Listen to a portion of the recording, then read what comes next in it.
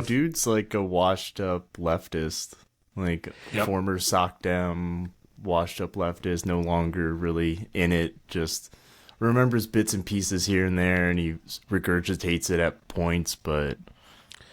Well, he tells Maud later that, like, when after they have sex, he's like, "Oh yeah, like I went through college, but I don't really remember it." So it's exactly that. Like he once might have been kind of. He said cool. he was part of the. He was one of the authors of the Port Huron Statement, which was like published by the first draft.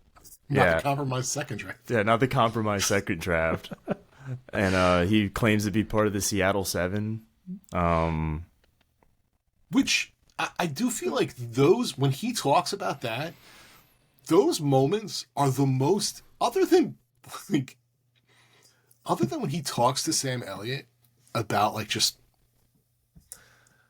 at the end, when he talks to Sam Elliott about how, like, things are, like, done, he's just like, just kind of, I'm trying to get through, he's the most animated and most passionate about anything. The entire movie is when he's talking to Maud about his time in college or his time, what he said, like the Port Huron Statement and the Seattle Seven. That is the most animated he is in the entire movie, I feel like. So does that mean that he was probably, presumably, because I don't know, I know a little bit about the Port Huron Statement. I know that's like the SDS, but doesn't it also relate to like the auto workers in some way? So does that mean he was like a union guy? Yeah, there was a UAW conference in Port Huron when the SDS released that statement and discussed and proposed a variety of actions to address the economy, military-industrial complex, warfare state, McCarthyism, discrimination, nuclear disarmament, stuff like that. So presumably he was like pretty left at the time he wrote that, and just, he kind of says like he started traveling around with Metallica, like, but that's the 80s, so like he kind of just, like, the 1970s like don't exist. He doesn't remember them, it's like they're just kind of like a blur. He just kind of floats along, and the other thing I also think about too is this is 91, so this is just after Reagan. We have now George Bush Sr., and it just kind of like we see like just the collapsing of anyone having any real chance to make it. And given their ages, they should have presumably had that chance. Like you think about when they were in college, but they just kind of missed it. The dude still rents a place. Yeah. And like his landlord blows all that money putting on a weird quintet. Like, which reinforces the fact that landlords don't contribute to society. That guy's one of the weirdest characters in the entire movie. This is a movie that includes Jesus, the bull, and Flea. And Flea. Like, he is one of the fucking weirdest characters in the entire movie. But like the whole like Port Huron Statement, when he talks about that, right? Like, look, and like Evan, like you said, like that gap. The Port Huron Statement is 1962. And then the Seattle Seven, if you like look at I don't remember when Seattle 7 was. I just know what happened. Yeah, I don't know. Exactly Seattle 7 was 1971. So 10 years later. So 10 years later. So he was active during the 60s.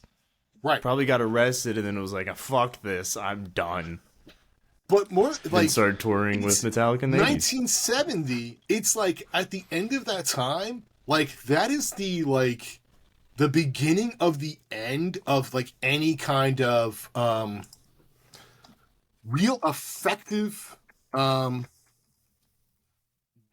movement in the United States. Pretty much. Kent State was in 1970.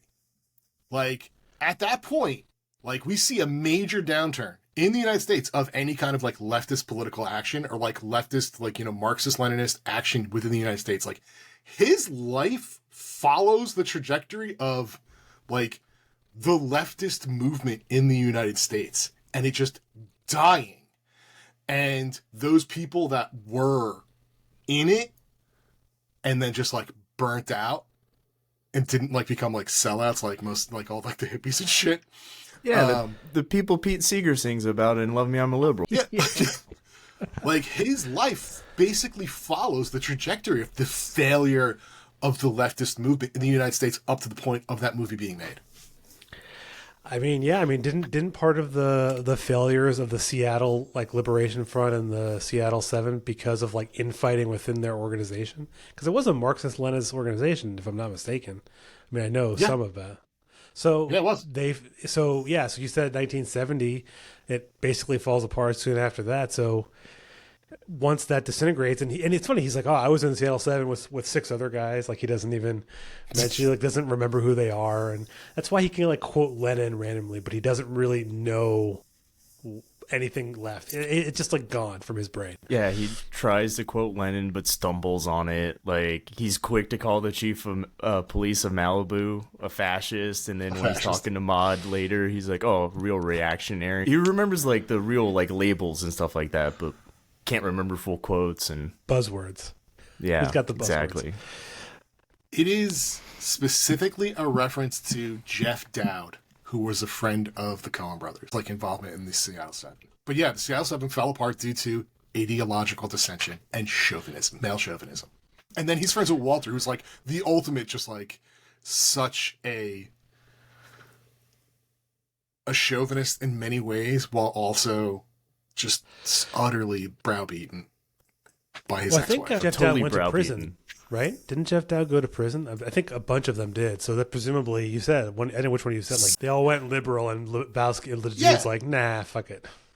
I'm going to go bowling. But yeah, the what was the other thing I was going to say is, so we talked about, I guess, the 3 sort of main characters, but then some of the side ones you have like Jeffrey Lebowski, like the actual Lebowski, you know, like the Big Lebowski, as the title Big indicates. Lebowski. He is like when you first go to his house and like if you've seen this movie the first time you're watching, like, oh, he's a rich dude. He talks himself up as having run businesses and foundations and shit. And then like you find out later that's like all a complete sham. He's just like a shell of a person. And I think it's kind of racially he's pretty cool. What's that? Yeah, right. Yeah. Oh, because he a good line. The little Lebowski urban achievers. Yes. That was Mr. Lebowski's children, so to speak. Oh, different mothers? Racially, it's pretty cool. Such good lines, dude. It's that was so early on. Yeah. As Brand stands there uncomfortable through the entire thing. Yes, poor Brand. Philip Seymour Hoffman, R.I.P. But that was actually my like fantasy football name for years. Like when I still played, was the Little Lebowski Urban Achievers. That's such a good name. That's a good one. Or it was. I think it might have actually just been the name of our league, and then I had or my league or whatever. Anyway, that's just a side note. Yeah, I was watching that scene with my wife earlier, and like when Brant does with children without a necessary means for a higher education, she was like, did they mean to mess that up? I was like, no, it's a Coen Brothers film. That's purposefully in there. I was like, there's only one ad-lib line in the whole entire movie. Like, yeah, they don't. Yeah. They're not big fans of going off script. They want it the way they want it. Yeah, if it's in there, it's purposeful. Yeah. Right. But I feel like the Big Lebowski is like this vessel of just, I don't know, like a metaphor for capitalism. I don't really. I think it's just 100%. He just exists in some way, but isn't real, right? He's propped up by his wife and his daughter. They don't ever mention if his original wife died. I presume so, or is divorced. I guess they never really say. It's implied because otherwise, it's implied because he has the finances, or more important, Maud has the finances because otherwise he wouldn't have anything. Like if they divorced, if they divorced, there's no way Maud is going to give him an allowance based off, like it's implied. So she died, and she probably inheritance went to Maud, and he keeps the Big Lebowski afloat or something. Mm-hmm. I believe actually he even says something about his wife, like rest her God, like something. in the scene by the fire where he's like pretending to be sad. Yeah, something like that. I can't remember. It's a bummer, man. Mind if I do it, Jay? You mind if I do it, Jeff? I know you're about to pull your heart out, but if I do it, I mean, it's like even in the very initial like reaction when the Lebowskis are first sitting down, like he's like, "Oh, I'm responsible for every rug that gets micturated upon in this city," and it's like turning it into like a personal issue. Like this is your rug, your problem, even though they're coming for his wife, like and him for his like missing money. Like he turns it around on him. Like it's very capitalist, like, oh yeah, I know we're like dumping shit in the oceans and like polluting the atmosphere. I feel like the speech also is very much like pull yourself up by your bootstraps. Yes. Like 100%. Go get a job, you bum. Like although like that's like the way that generation was talking to, people who were did.